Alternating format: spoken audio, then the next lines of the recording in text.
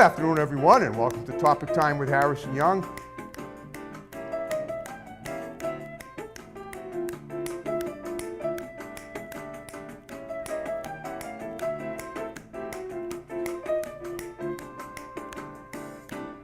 Good afternoon, everyone, and welcome to Topic Time with Harrison Young on this very, very spring-like winter day. That beautiful backdrop behind me is kind of indicative of the weather scene outside. It is very mild out. Records are being set today.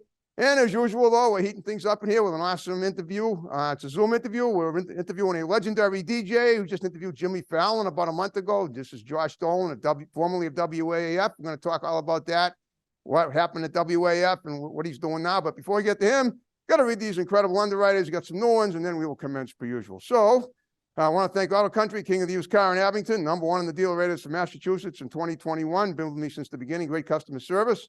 We got John's Greenhouses and Florist Shop in Brockton. We got Manny's Auto Repair in Taunton. We got One Good Credit in Brockton. We got us the Fur Flies Pro Dog Grooming in Plainville. They're a new one. We got Advanced Auto Performance in Brockton, the best tire and transmission performance fixing in the city. We got Countertops Express in North Attleboro, experts in the installation and removal of quartz and granite. We got the Barber Shop in Whitman. We got A1's Tire and Auto Center in Brockton. Always looking for new service writers in techs. Even if you don't know and you know someone that knows that, just send them over. We got Plainville Smoke Shop and Spirits in Plainville. They're a new one, just opened up. They have lottery, beer, wine, cigarettes, vape, and other assorted items. We got Autotown Auto Glass and Auto Body in Abington. We got the Gun Runner LLC, the Second Amendment Freedom Store in Middleborough. We got Grant's Rental in Bridgewater. We got RW Carpet and Flooring in Norton, covering floors for 50 years. We got Easton Fitness in the Village Shops in Northeastern. We got Doggy Boutique, all breed professional grooming for dogs and cats, run by my great next door neighbor, Debbie Siddell in Brockton. And we got Joe's Diner in Taunton. I want to thank you guys very much. And now, officially, I will introduce Mr. Josh Dolan, formerly of Ayer, Massachusetts, a small town we grew up with someone that I know kind of well. I wish I knew him more, but that's a show for another day. But he was a DJ at WAAF, one of the wildest rock stations in the Boston area. And now he's in a different radio station, but he's got quite a history, a storied past. And we're interviewing him today. So Josh Dolan, thank you for doing my show. What an honor to have you on. Thank you so much. I wish you could teach my wife how to do an intro like that. That's all you got to do is when the show is up, just take the link, have her watch it and practice. You know, I didn't get it down right away either. It took me took a guy with autism, which is what I am, and the high end of the spectrum. Lots of, just breaking through the confidence barrier to be able to do that. Yeah, no, that was great. That was the best intro I ever had. Usually, well, there you go. You're two legends. At the top of the game right now. That's you and I. All right. Exactly. All right. You worked how many years were you at WAF for?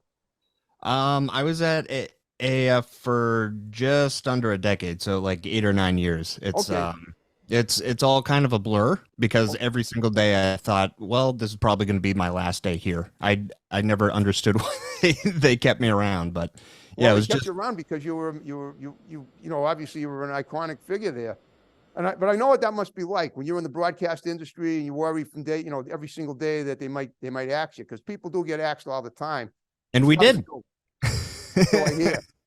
Well, all right. Well, when did I assume you went to, I'm guessing that, you're still a young guy. You're only in your early 30s now, right? Yeah, 31. Okay. So what I'm thinking is that at some point when you were younger, or your teen years into your early 20s, you probably had a nice gig at some college station. Is that true? Nope. Did you do it another way? I say that it all happened by mistake. Nothing ever happens by mistake. Everything happens for a reason. But go on, explain. Well, yeah, it definitely happens for a reason. It's definitely not where I thought I'd end up. Okay. I did end up going to college right out of high school, and okay. What college was it? Mount Wachusett. Mount Wachusett in Princeton? Yes. Yeah. Okay. Right near the mountain, right on the mountain. Exactly. Even, right? Yeah. Okay. Even better. Way off in the woods. And I went there and I went for broadcasting and electronic media. Okay. And I lasted maybe 3 months before I realized I was like, they're just stealing my money. Really? I need a science class? Tell me about it. I know. I did college too in the 80s. I know all about that. Taking your money and then leaving you with zip. Yeah. But you got to make things happen yourself. All right. So, but So I'm guessing at some point between the time you were there and when you ended up at AAF, that you created some kind of a positive transformation. Now tell me what that was. Yeah, so after I was lucky enough to drop out, I I went to Okay. Los Angeles. I started doing stand up, and then that I started doing things with like events with the Bruins alumni, and I did a few things with AAF, so they knew me. Okay. And then I thought like, well, I know a lot of comedians that and I was doing stand up, and I knew a lot of comedians that were on the radio, and I was like, maybe that's like that would help my career because then people would know me from that and sell tickets. So I went to the Connecticut School of Broadcasting, and that was like a 3-4 month thing. I went to the accelerated one, and I got an internship at WZLX right out of there, and they used me for like everything. They loved like my comedy writing, and I was just surprised that everything I was doing by myself in my room all those years, people were like paying me to do it now. There And you go. then AF hired me maybe a few months after that, and I was there for 8-9 years. And I started out as just a board op and writer on the morning show and assistant producer on the Hillman Morning Show. And then right when by the time AAF went off the air, they had finally offered me my own show.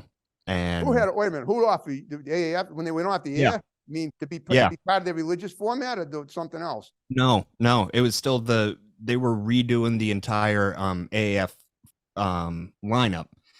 And Okay. because the Hillman Morning Show moved to WEI, and they Oh, were okay. just redoing it was going to be like they were bringing it more old school, like how AAF used to be back in the day when people loved it. Okay. And I was on the final roster, so Okay. I was going to be one of the AAF shows. And then 2 days later, they sold the station, and they just took it Totally right out out from from under under you? You us. didn't even see that coming, right? Or did you? Nobody No, did, right? didn't see it coming at all. Okay. Yeah, like we were taking promo pictures. We had a press release ready for the Boston Globe, the Boston Herald. We were going to be in the St. Patrick's Day parade, and Okay. like all that stuff that we had ready to go just went away, and then COVID hit. So Yeah, yeah, yeah. it was a good Okay. double whammy. Well, then, yeah, that it wiped the slate clean for sure. Now, as far as your writing and your comedy, tell me about some of the comedians you performed with. Who did you open for? Did you ever open for Lenny Clark, or any like him, or Oh maybe yeah, yeah. I've Johnny Peasy yeah. or Tony V? Those guys, any of them? Oh yeah, I've worked with actually the first time I ever did stand up, I was at I forget what the place was called. It was in Boston. It was some kind of comedy competition, and the ad said like no experience, like just come down if you think you can do it. Like it's a comedy competition to like open for somebody at the Wilbur Theater. Right. And I had never done it before. I went down and I was like, I cannot do this. And I was like, all right, on the count of 10, I gotta get up and walk out. And I got to like 7 or 8 or something, and Tony V was hosting the show, and he called Okay. my name, and I was like, now I gotta go up. And then like if I walked out, I don't think I'd be talking to you right now. I know. I'd probably Isn't it amazing it how is life's moments, life's decisions that you make at a split second can make or break you, and that's exactly what happened with this. Obviously. yeah. And from that show, I met somebody that I ended up meeting my wife through. Wow. And I ended up actually when I was doing a set with Lenny Clark at Giggles Comedy Club, I ended up proposing to my wife on Lenny's show. Sweet. So Okay. Well, then you're good friends. I assume you're friends with Lenny, right? yes, yeah, Okay. So yeah. I've He's been trying been to on my get him on the podcast. show forever, and he told me he'd do it, and then he never did. He kind of reneged on that, and I'm just saying, for the record, it's pretty aggravating when I ask someone that says that he'll do it, and then he changes, and then he says no, and then he just says I'm too busy, blah blah blah, which is wrong because if he says he was going to do it, he should do it. But that's I'm just if he's watching, I'm Yeah, just no, bringing if his attention. But yeah, that's no, okay. if Lenny says he's gonna do something, he'll definitely do it. But he really is super busy. I mean, Yeah, he's I got know, but tons I of mean, just the fact that he said to me, I met him at the what do you call it? The Boston Casting 25th anniversary party. And he says, well, I'm pretty busy. yeah. I can't, I'll do it for like, maybe I'll be able to do it in a few years. And then I get a write-up done on me in the Boston Globe by a guy I had on my show. And then when he saw that, he goes, okay, I'll do your show. And then he just went south on me, never did it. And I don't even bother trying to, contact him anymore. If you have some influence on him, that would be great, because it's really not fair to, I mean, I've worked very hard to get the show where it's at now for the last 13, this is my 13th year. If you can't do it, that's fine. I appreciate you being here, and you're a class act, obviously. And I don't want to say anything bad about anyone thank else, you, man. but see where I'm going with this, right? Okay. I'm just a little Yeah. aggravated by that attitude. Okay. Anyway, so have you ever worked with Sarah Silverman? Do you know who she is? I've never worked with her, but I definitely know who she is. I would love to work with her, but She's actually my cousin. she's. Oh yeah, I think when we were talking on the phone, you had mentioned that. Yeah. But that was before I found out awesome. you were doing stand-up comedy. Oh, right. Yeah. So. Wow. Okay. All right. Well, Yeah. as far as stand-up comedy, do you still do it, or do you still use it? Do you still do it now at all, anywhere, in any situations? Sorry, I just hit my desk. I haven't been doing it as much lately. I kind of went through, I mean, COVID, nobody was doing any stand-up. I had Nobody a did 4-month stand-up hiatus for too like, during COVID. yeah. And so, yeah, I didn't do it for maybe 2.5 years. I did end up getting back on stage last October. Okay. But I've just been. Did you go back to Giggles, or did you go somewhere else? No, my former coworker and boss, Mistress Carey, she was doing her podcast, the Mistress Carey podcast. Are you talking about Rita Carey? No, Mistress Carey. Oh, that's the name. Okay, it's a different person. Gotcha. Yeah. All right. Yep. Yeah. And purple hair. Okay. And she was doing her podcast live from the boat in Drake It, and she had some of the Dropkick Murphys playing, and I opened the show, and it was Sweet. Yeah, it was called The Boat and Drake It, I think. So that was last October, right? Yes. Okay. Now you were talking about when you worked at AAF, you remember the comedy. You wrote the material. So now I'm just trying to. Is that Carlson and McKenzie? That's ZLX, not AAF. I don't even know. Yeah, I did write and work with them too. You did, okay, because you worked there too. Okay. When it comes to writing a morning show, what exactly does that consist of? I mean, I assume I listen to the radio every day when I work out and have breakfast in the morning, and I always listen. I listen to Kiss 108. I hear that, there seemed like a pretty loose format thing going on over there where they interviewed Matt Light yesterday. Oh, there goes your mic. Pull it back. There you go. Hold on to it if you have to. All right. Sorry, I just had to reach for something. I know that's what I wanted to make sure you. And then, and they talk, in most of the radio stations that I listen to, they have kind of they try to keep the format upbeat and interesting. So where does the writing come in for that? When it comes to writing a morning show, does that have to do with writing like material stuff you're going to say that's supposed to be witty, or does it have to do with people you want to reach out to and the contests that go along with it, or all of the above? But you tell me, because I've never been in that situation. Yeah, definitely. There's except as a listener, obviously. There's I mean, it's different for every show. I've worked, like you had mentioned, Carlson and McKenzie. I worked with them on ZLX, and the main show that I worked on was the Hillman Morning Show on AAF. Okay. That was and AAF, right? Yeah. Okay. Yep.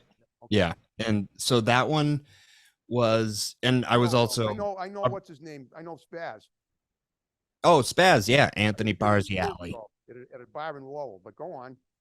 Okay, take a sip and. Yeah, so so I when I was on that show, Greg Hill was the host, and he pretty much drives the ship.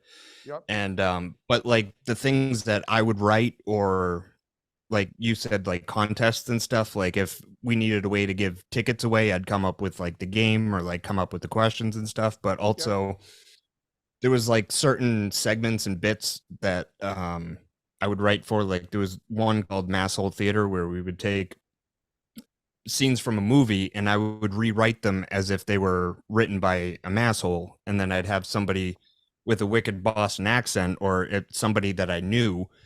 I would have them read it, and then the callers would have to like guess what movie it was. And did it have to be movies made in Massachusetts, or doesn't it matter? No, just any movie. Like the most viral, like this one actually went viral, and it broke all the company records on.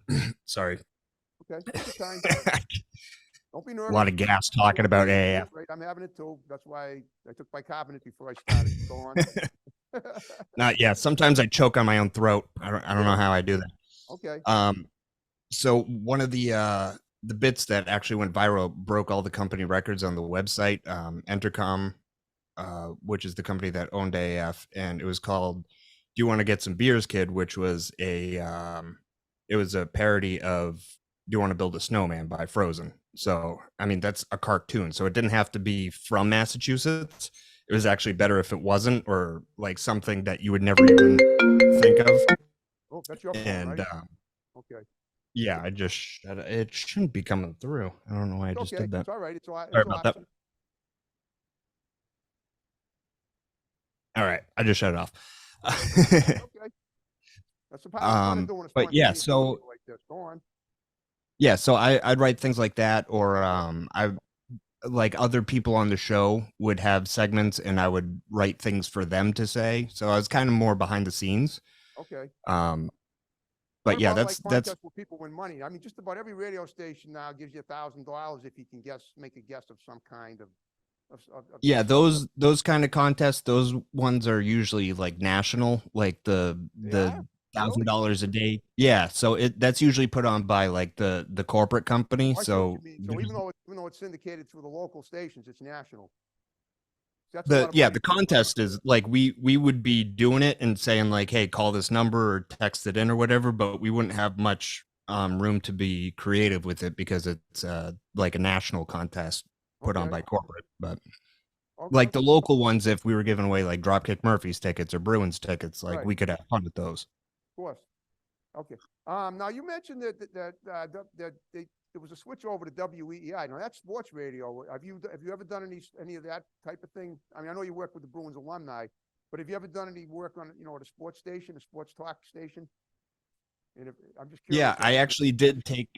There was a year where I left AAF and I actually worked at WEI. okay, And I was the talk over the radio, to people listeners and stuff. no, I was more online doing this kind of thing. Okay.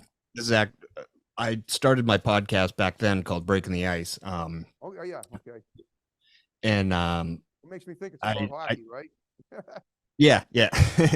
And my co-host was former Bruin Andrew Raycroft. Cool. But yeah, I worked at EEI, and I was Boston Bruins beat reporter. I don't know why they hired me because I failed English in high school, but So did they I. still Look what gave me I'm the doing. job.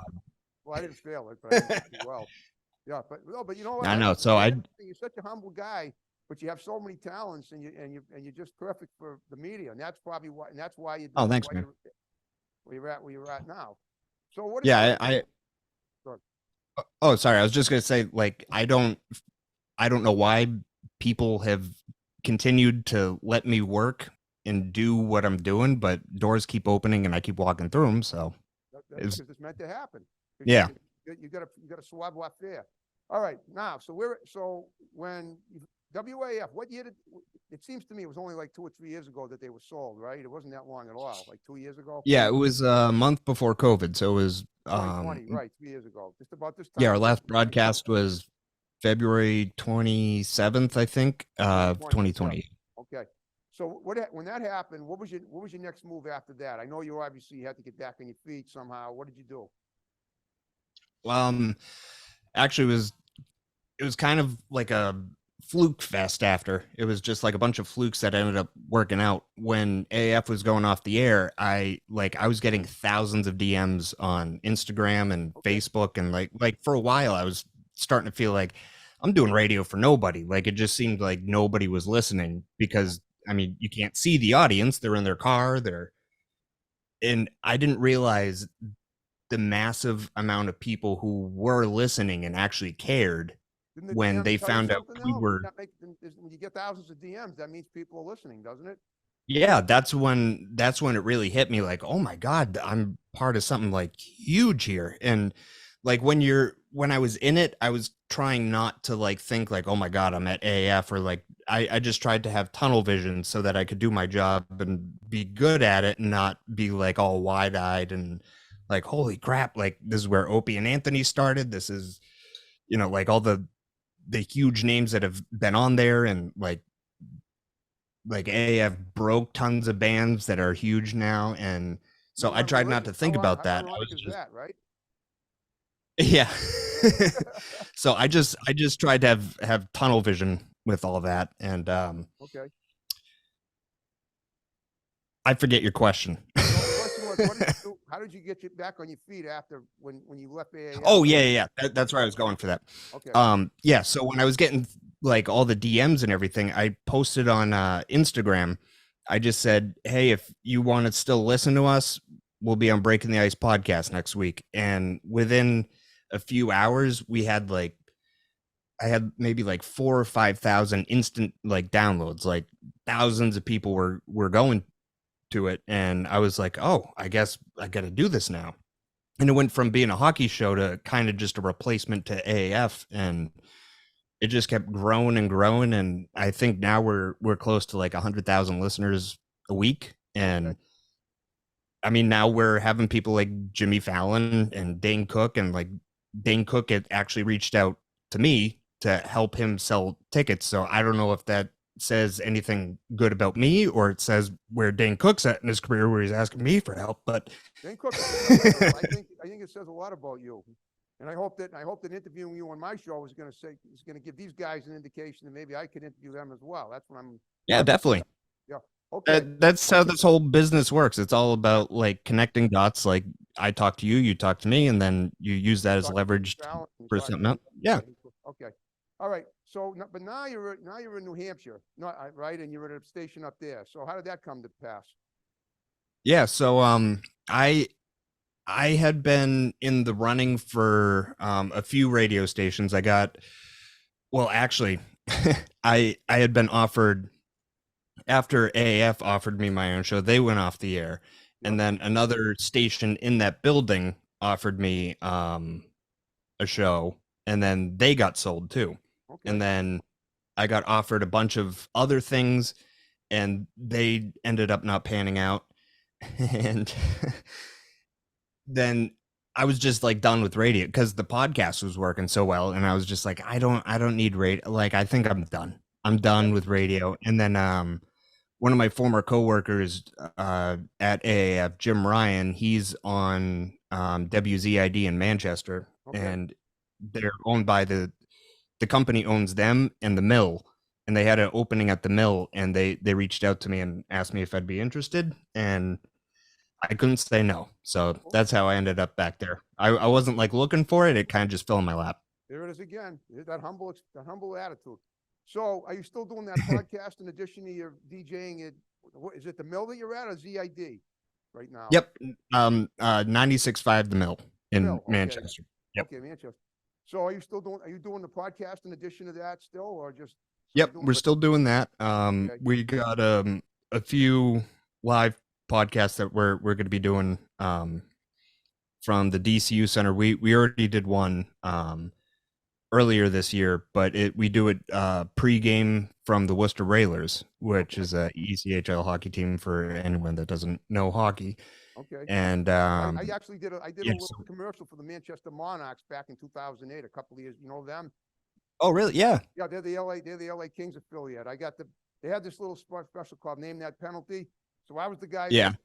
Me and another guy was sitting in the room, and the other guy kept checking me and knocking me on the floor, and that was supposed to be. That was supposed to go up on the jumbotron screen, and the fans were supposed to guess the penalty. It was pretty funny. But yeah. That's awesome. Before I started Topic Time, and I had no idea that would happen. So I'm much happier doing this than getting knocked on my yeah. But, yeah, you can only do that for so long. But it was fun. Okay. All right. So you worked for the EHAL.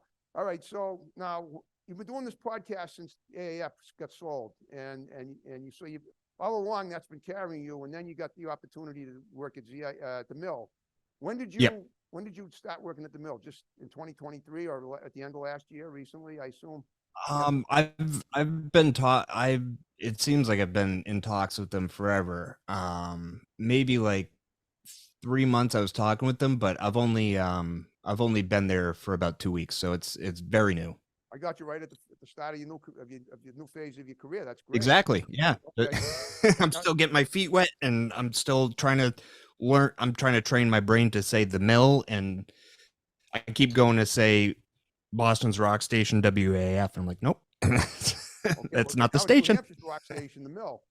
Well, Josh, guess what? We're down to the Yeah. final, we're down to the final 5 minutes of the show. I hope you had fun with me.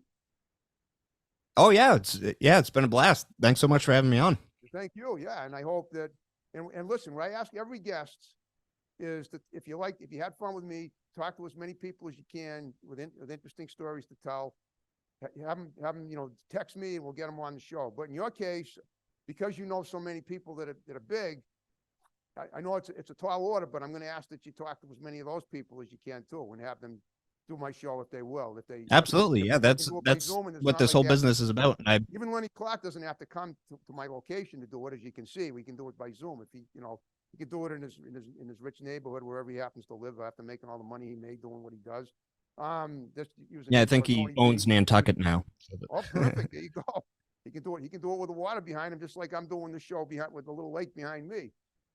Exactly. That having been said, Josh, what I'd like you to do is just give a few shouts out to people that are going to see the show. You can start with your family members if you want, friends, and people that you grew up with, because I'm sure once we share, we're going to share. We're not going to spare the share. I always say don't spare the share with topic time. So go ahead, and then we'll wrap the show up with my music the way we began it. All right, perfect. Yeah, yeah, I don't know who I give a shout out to, because you Married. Why don't you start with your wife? Yeah, my wife, my daughter, my daughter Clara. She's 20 months old now. I should know that.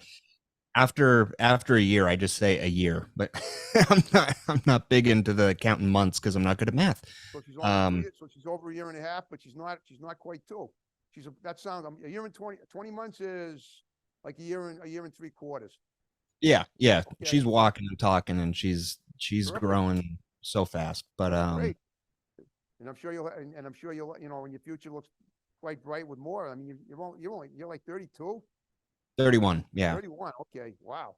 Okay. Yeah. I mean, you're still, you're a humble guy with a great career and plenty of, you obviously were born under a lucky zodiac or something, if you want to believe in that. Oh, thanks, man. I appreciate it. You're a humble guy that who knows how to make his own breaks, and you're doing great with it.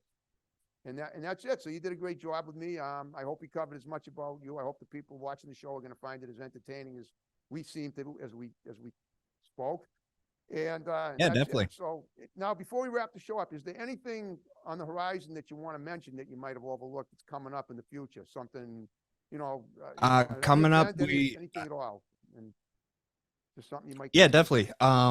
We if people want updates, you can go to breakingtheicepodcast.com of when we're going to be doing live shows and the upcoming guests. We got a few big names coming up, including like Zdeno Chara, Tuukka Rask. They're going to be coming on, and you can follow Breaking the Ice podcast on Instagram. That's usually where we focus most of the updates and news and stuff.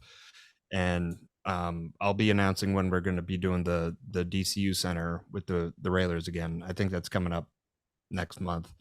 And I'm not doing any stand up right now. I'm still writing. I'm trying to talk myself into getting back out there, but it's like jumping into cold pool. Because you're ready, okay. And by the way, yeah, I'm a big sports fan too. So if any of you Bruins guys want to do my show, I'd love it. That would be swell.